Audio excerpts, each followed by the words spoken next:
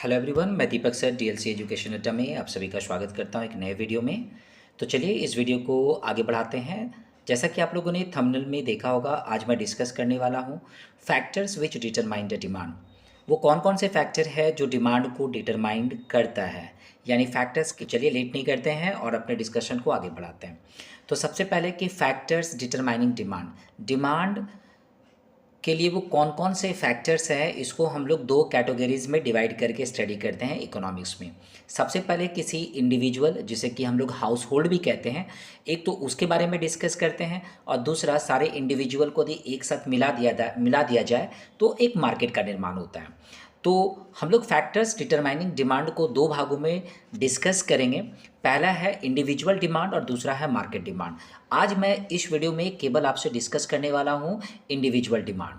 ठीक है, तो इंडिविजुअल डिमांड एक्चुअली है क्या, ये आप लोगों को मालूम होना चाहिए। तो चलिए थोड़ा सा उसके बारे में डिस्कस कर लेते हैं। बोला गया है इंडिविजुअल डिमांड जब हम लोग डिस्कस करते हैं तो माइक्रो इकोनॉमिक्स का ये पार्ट है। और इंडिविजुअल डिमांड की यदि हम लोग जब बात करते हैं तो याद रखना होगा कि कोई भी हाउस होल्ड, किसी भी हाउस होल्ड को हम लोग इंडिविजुअल मानते हैं। क्या मानते हैं?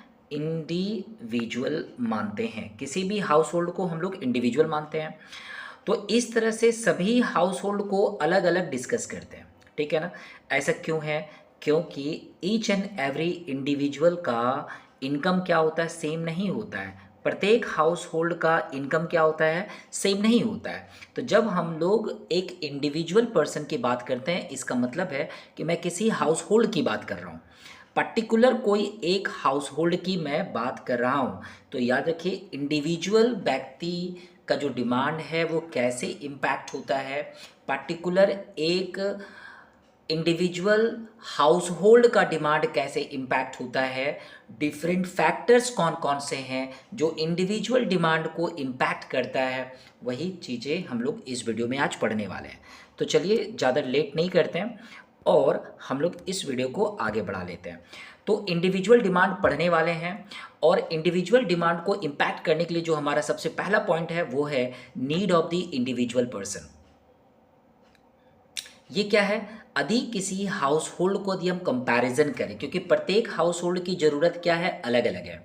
Each and every house hold, each and every individual जिसको हम लोग कहते हैं, उसकी ज़रूरत क्या है? अलग है। सो प्रत्येक इंडिविजुअल का जो है ना डिमांड अलग अलग होता है।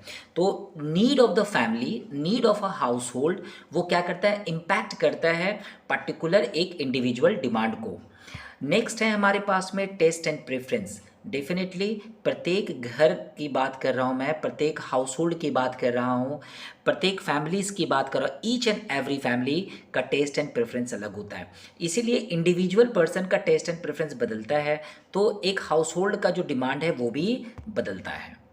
नेक्स्ट है इनकम ऑफ द इंडिविजुअल।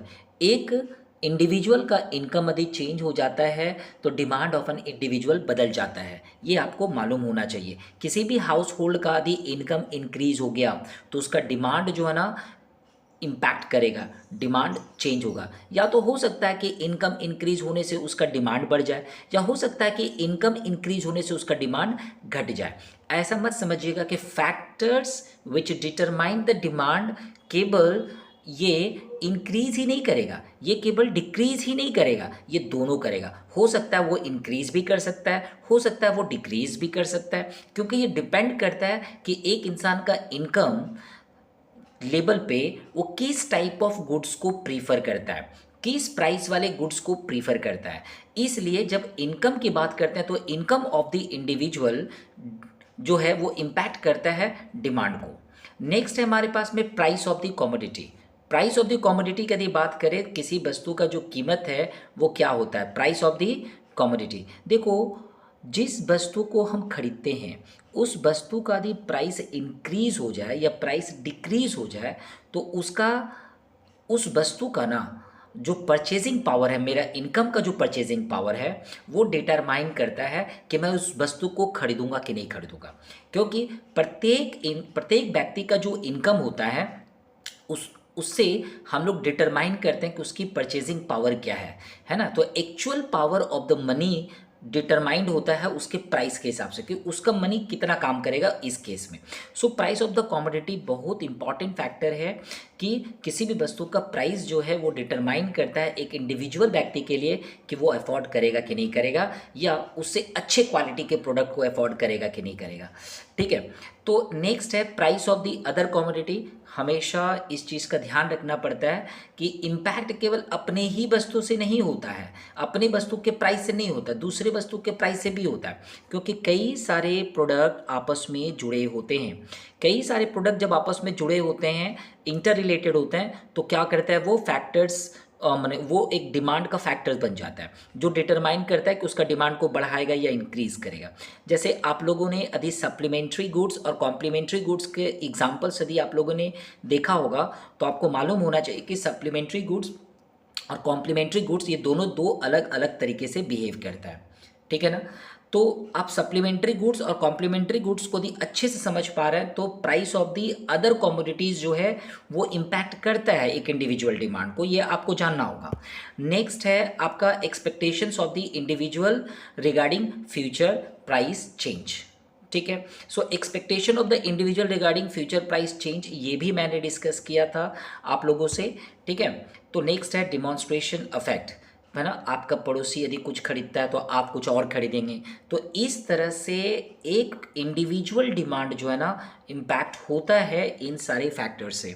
तो आपको क्या याद रखना है, आपको याद रखना है कि किसी भी हाउस होल्ड का, कोई भी हाउस होल्ड, सपोज मैं इसको ए की संज्ञा दे देता हूँ, ठीक है, और ये जो हाउस होल्ड है वो सपोज 100 पीस जो है वो डिमांड करता है, पर मंथ करता है। ठीक है, पर मंथ वो डिमांड करता है 100 पीस पर मंथ वो डिमांड करता है, जब उसका प्राइस कितना होता है 10 रुपीज़ होता है।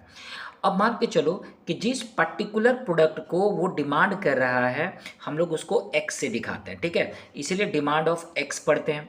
तो डिमांड ऑफ एक्स जो है अभी उसका अभी एक इंडिविजुअल व्यक्ति का ये सारे फैक्टर्स, ये सारे फैक्टर्स जितना आपने देखा, ये सारे फैक्टर्स जो आपने देखा ये डिटरमाइन करता है कि वो कितना डिमांड करेगा।